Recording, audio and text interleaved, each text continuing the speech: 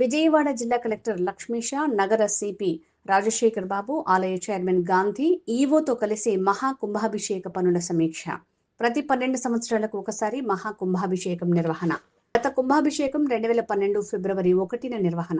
6వ తేదీ ఉదయం 8 గంటలకు మహాకుంభాభిషేకం ప్రారంభం.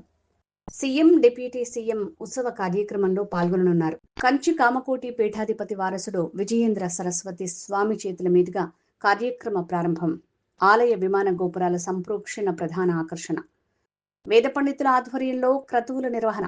దేశ విదేశాల నుంచి లక్షలాది భక్తుల రాక అంచనా. మహిళలకు ఉచిత బస్సు సౌకర్యం ఏర్పాటు. భారీ పోలీసు బందోబస్తు, ఎలాంటి ఇబ్బందులు లేకుండా చర్యలు.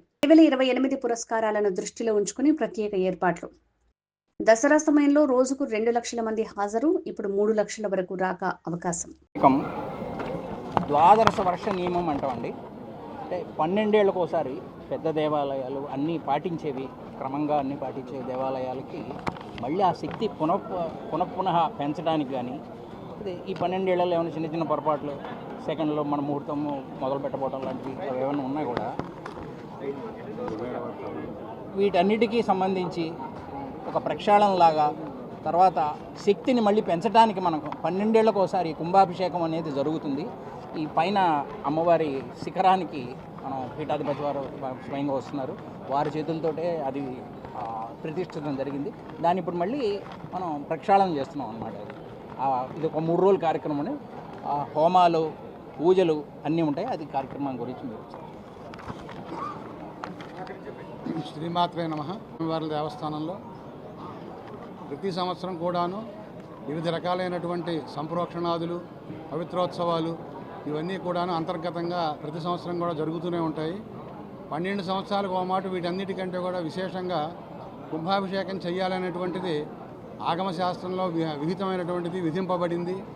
దీన్ని ఇక్కడ త్రిరాత్ర దీక్షతో చేయమని చెప్పి శ్రీ శ్రీ కంచి కామకోటి పీఠాధీశ్వరులు ఆదేశించి ఉన్నారు.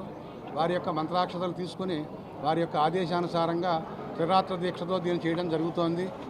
కుంభ రాశిలో కూడా ఇది చేస్తున్నందువలన, మన సూర్యుడు కుంభంలో ఉండగా చేస్తున్నందువలన కూడాను దీని కుంభాభిషేకం అనేటువంటి నామధేయం ఒకటి.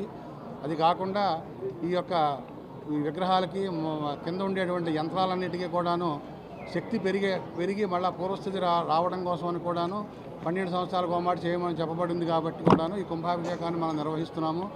ఇందులో మొదటి రోజున గణపతి పూజతో ప్రారంభం చేసి చిట్ట చివరి రోజున పూర్ణాహుతి 8వ తారీఖు 9:30 సుమారుగా 9:30 ప్రాంతంలో ఇది అభిషేకంతో ఈ యొక్క కార్యక్రమం ముగుస్తుంది. 3 రోజుల కార్యక్రమము. మధ్యలో మూలమంత్ర హవనాలు, తర్వాత ఈ కలశ స్థాపన, అగ్ని ప్రతిష్టాపన వగైరా ఉదయం సాయంత్రం కూడాను విధి విధానంగా సాంప్రదాయం ప్రకారంగా ఆ కార్యక్రమాలన్నీ కూడా జరుగుతాయి.